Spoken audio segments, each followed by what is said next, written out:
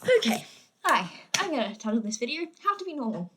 I don't know how to be normal, and I've no idea, but I'm titling it this because my entire life I've tried to be normal.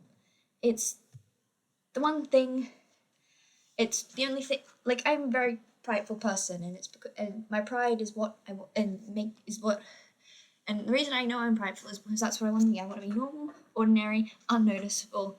I don't want to be weird, I don't want to be bizarre, I want to be normal. But when it comes down to it, I have no idea how, because my entire life people have told me, oh, you're so confident, you don't care what other people think, you don't fit in, and you don't mind, and that's a lie. Because the fact of the matter is, I've been trying to fit in my entire life. I've just failed. It makes you realize, and it makes you, and I wonder if anyone knew that, they would realize, wait, you're so much more weird. Then you let yourself know. Then you let the world know, because for you, being weird is a punishment, and I read all the fantasy books because in being them in weird, at least it comes with some sort of superpower that makes their life easier in some way, or they're surrounded by friends who don't care. And the thing is, my friends, they don't care, but they do care, and because there are times where I'm just too weird, and they don't quite understand that that's me trying to be me. And then there are other times where I try to be normal, and they're like, "You're not normal," and yeah, I care too much. And then over time, I eventually stopped caring what other people think, but I quit what my family think, and my family think I'm weird, and they don't necessarily respect me. My mom does, well, I don't know if my mom does, my dad does. My siblings, not so much, and I am weird, and I'm trying to get better at accepting that, and doing this, it actually helps a lot, because I'm trying to be completely open and honest, and sometimes I'm not, because I'm lying to myself, but just know that there are times where I'm lying to others and I'm not lying to myself, and I never do that to you. If I'm lying to you, it's because I'm also lying to myself, and I'm also not self-aware that I'm lying to myself. It's videos like this where I'm like, I realize things and I don't know, so I'm trying to get better at that. But I feel like I need to talk about it. That the idea that I once talked about with my mom, how I talked about how my sister and I are different people, how I had no choice but to rebel. It's in my very nature, and she could be just normal. Mom's sitting there going, oh, she's not normal, she's not fitting in, she doesn't want to be in. And the thing is, I suppose I didn't articulate well because I didn't even fully understand what I was getting at, but she has a choice. She has a choice. She can choose to fit in. She knows how to fit in. If she doesn't, it's because she wants to be herself. And isn't that so beautiful and amazing? But my choice was always to fit in, but I never could. I had no choice. The only option of path was rebel in the completely opposite direction, or just mess up everyone's day. And I kept choosing the one that was closest, but it was never enough. It was never close enough. I was never going to be normal. I was never going to be perfect, and I tried so hard to be. And it's why I named my channel A Broken Christian, because I finally trying to acknowledge myself that I don't have to be everything. I don't have to be everyone. I don't have to be normal, and God loves me despite that. And maybe hopefully one day I'll find people who not only I trust enough, but even once I trust them, can love me enough, even as I am a broken Christian, someone who is lost in their own mind most of the time. I don't know how to be normal. I have tried my entire life to be normal, but I have no idea how. I think of my sibling as one of the popular girls, one of the cool kids, and everyone in my family tells me that's a lie and that's ridiculous, and yet she is so much cooler and popular than I could ever dream of being. Like, she is so much closer to that ideal of what a normal human being looks like than I'll ever be. I am an anomaly. And I'm an anomaly in every single space I've known. I'm not just an anomaly for nerds, I'm just an anomaly for the queers, I'm not just an anomaly for the Christians, I'm all of those things. And it makes me ever more of an anomaly. I was born and raised in a Christian family. I lived and breathed a secular life. Not a single one of my friends have ever been, until leaving high school, not a single one of my friends has been Christian, and only now, as an adult in the church if I really found friends. All of whom are much older than me still. I don't have friends really my age, except for the fact that I just realized someone's only 2 years older than me, and like that's really cool. A 2 year age, it's like no one's actually my age, but like that's cool. And it's like, and to be fair, that's not that fair. Maybe it's 3 years, and also to be fair, some of my friends are a year and a half younger than me, so it's like it's a thing. And then one of them's like really young, and I didn't even quite realize it. So it's like kind of in the same space, but it's kind of that thing of at school people were my age, and church people weren't. And now I'm getting used to the fact that I'm an adult and ages matter less, and it's getting matter less, but it's still a fact of half my age group, no, entirety of my age group's moving out of home, half my age group as their full-time jobs that are permanent, and some of them even own a house. Not all of them, but some of them straight up just own a house. Yeah, and all of them know what they want to do with their lives. Even the ones in uni, because the one in uni is going to graduate at the end of this year. And it's just a thing. It's a fact. I am a child. Well, I'm not anymore. I'm 20 years old, and that's scary enough it is. But I've been a child in the church for a very long time, and I'm getting used to the fact that I'm an adult now, and people are actually treating me like an adult, because I viewed myself as an adult because I was an adult in the church, because I had the role of an adult in the church, and then I didn't, because people didn't respect me. And people haven't respected me a lot, because I'm weird, and I'm bizarre, and I don't know how to fit in. And people want people who can... People respect people they can rely on. People don't like the crazy person. People don't like it when they can't predict someone. And it's very hard to predict someone who you don't understand. And I barely understand myself, so good luck on them. But now I'm an adult, they think they can predict me, because at least I'm better at fitting in certain ways. All my contradictions are, I grew up in the church and I lived a secular life. I eventually moved to Brisbane, where I found out that gay didn't just mean being happy. Like, seriously, until I think it was the first time I heard it, that wasn't its only meaning, was in like grade 7, which was like, would have been, like 9 years ago now? Wow, that's a lot. Really? No, 9 years ago? That doesn't sound right. 2014, would I be in 2014? No. It's 11. So, 2015. So, only 8 years ago. That makes a bit more sense. But, yeah, grade 7. Because before then, I had a teacher, Aid, actually, whose name was gay, and we asked, what did your name mean? Because we were all going around asking people what their names meant, because that was the cool thing, and she's like, oh, my name means happy, and that's what we believed from grade 1 till grade 6, because we weren't told any different, and it was kind of a new and surprising thing to learn that words can mean different things, and maybe I should have realized that earlier in English language, but nope, I learnt that in high school. Names mean different things. And then it got super confusing when it turned out gay sometimes also means bi, which meant I got this confusing time. And maybe I understand what they're coming from now when watching Sherlock, but it was like the moment Sherlock showed any interest in Irene Adler, I was like, you can't be gay. You can bi, but it can't be gay. What are you going on about? And I didn't realize until a whole year later that wasn't what they were talking about, and that they were just saying that Sherlock's gay because he likes John, not because... And they weren't dismissing the whole Irene Adler thing, and it was like, I didn't understand that. No one told me that.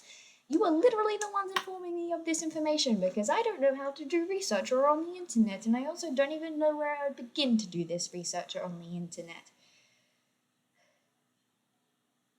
I was too busy obsessing over happily ever after. Nope, that's wrong. Why would I think that? Ever after high. That is the word. And yeah, I'm weird. I'm not normal. I grew up in a secular church, and then that's wrong. I grew up with secular friends. I continue to have secular friends. And all the way through school. I grew up in the church. I was heavily involved in the church. I learned everything about the church. I was a very strong Christian woman.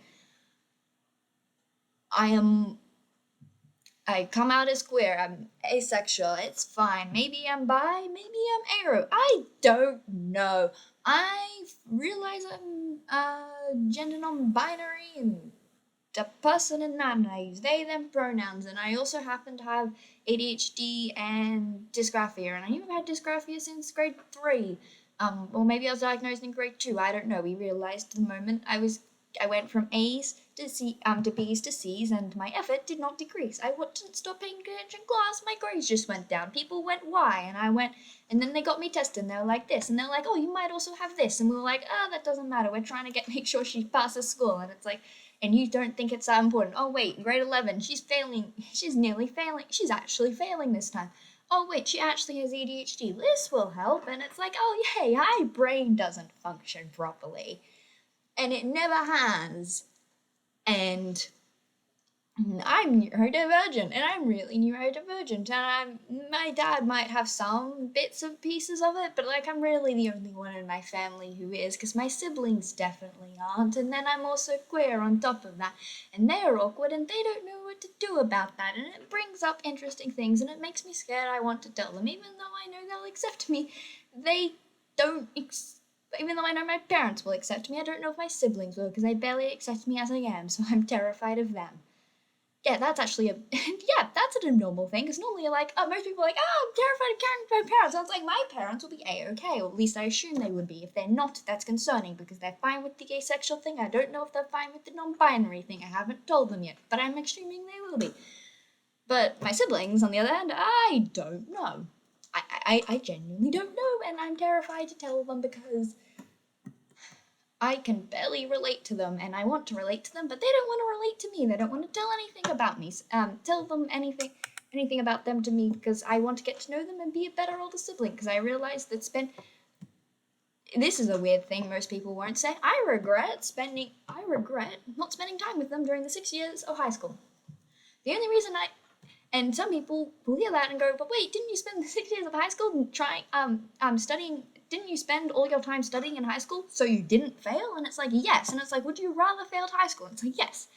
I would rather failed high school than not have a relationship with my siblings. And I didn't really realize that was a choice. And now I know that maybe that was a choice. And it's like, that would lead to a very terrible life. And I'm like, yeah, but at least I would have a relationship with my siblings. And honestly, at this point in time, I think that would be a better off option.